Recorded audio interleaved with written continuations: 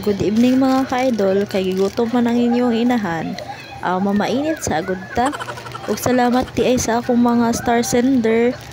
For the first time jud daw nakadawat jud din tag-star.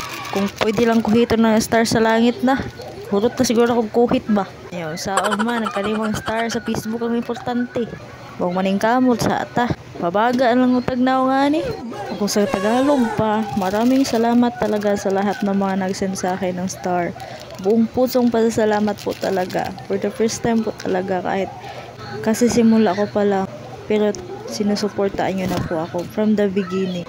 Kaya maraming salamat po. At ngayon naghahanda naman ako ng gatas at kape para sa akin at sa anak ko naman ay yung gatas. Kasi nagugutom din siya. Gabi-gabi na din tong uminom ng gatas bago siya matulog. Kaya sa mga katulad kong small content creator pa lang, nag-uumpisa pa lang, laban lang. At ma-achieve din natin yung mga na-achieve ng iba. Tiwala lang.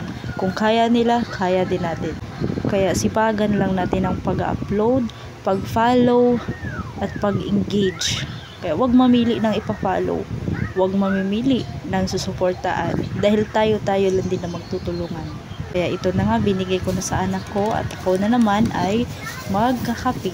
Kaya yun lang guys. Don't forget to follow and share. Salamat! Kain muna ako.